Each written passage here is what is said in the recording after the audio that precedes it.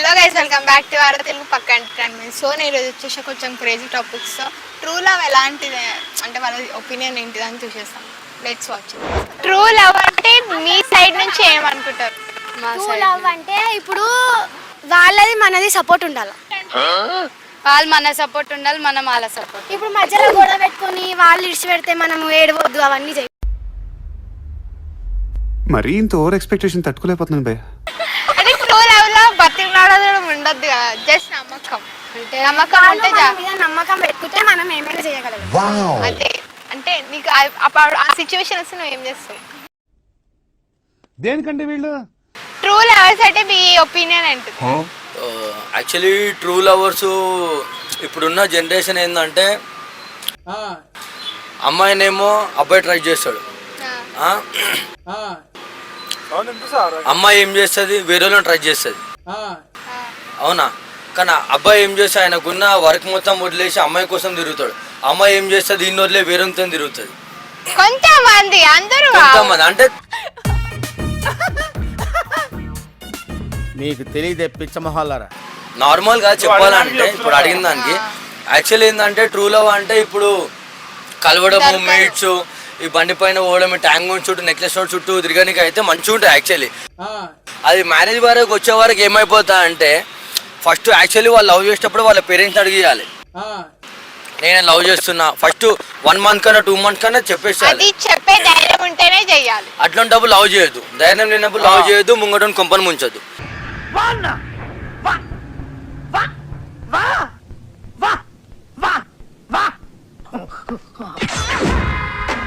అవునా కదా?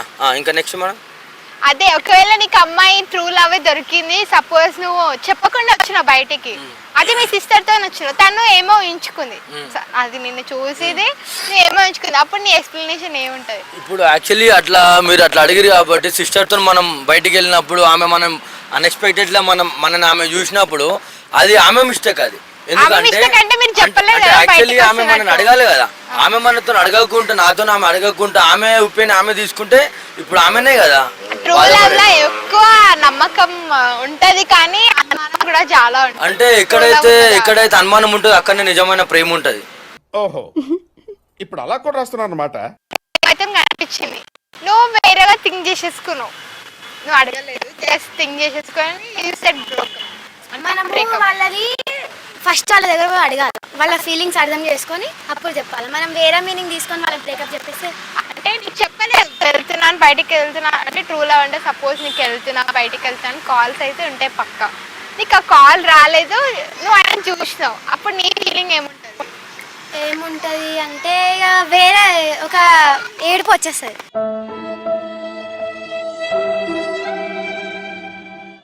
బాధ చూపిస్తుంది.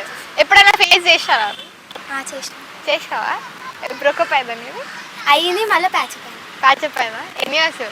ఇప్పుడు ఈ జూన్ వస్తే 1 year అవుతుంది. 1 year. నీదే? అది October 14 వస్తే 1 year అవుతుంది. 1 year.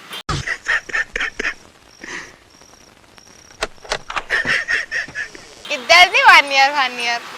అంటే ఇప్పుడు మీ బాయ్ ఫ్రెండ్ గురించి కొంచెం చెప్పండి నాకు కూడా. మా బాయ్ ఫ్రెండ్ అంటే మంచిగానే ఉంటాడు, ఇక కొన్ని ఇష్యూలల్లా సీరియస్ అయిపోతాడు, ఉట్టుగానే సీరియస్ అయిపోతాడు. ఆయన మంచిగా ఉంటాడు 2 నిమిషాలు ఆయనకి ఏమవుతుందో కూడా తెలియదు ఆయనకి. ఒక్కసారి అమ్మాయి లెగుస్తుందండి అంటే.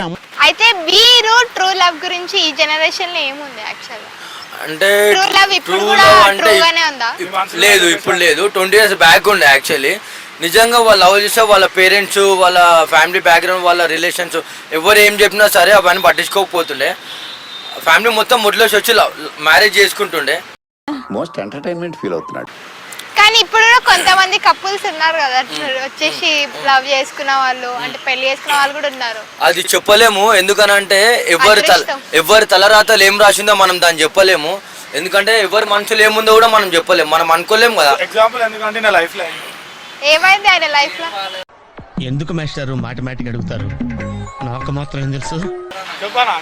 అంటే ఇప్పుడు ఎవరి లైఫ్లో అంటే కొంతమంది అనుకుంటారు మనం లవ్ చేసుకుందాం, మ్యారేజ్ చేసుకుందాం. మ్యారేజ్ దాకా అయితే యాక్చువల్లీ పోదు. అది నేను చాలా సార్లు చూసిన సందర్భాలు ఏమున్నాయంటే ఇప్పుడు అట్లయితే ఒక టైంలో చనిపోతుండే బాయ్ చనిపోతుండే, గర్ల్ చనిపోతుండే, లవ్ గురించి, ప్రేమ అంతా మంచి ఒక ఎఫెక్ట్ వస్తుండే. ఇప్పుడు అట్లాంటిది ఏం లేదు. ఒకళ్ళు వెళ్ళిపోగా ఇంకొకరు వెనక నుంచి వస్తూనే ఉన్నారు, ఇంకో బస్సు పోతే ఇంకో బస్సు అన్నట్టు.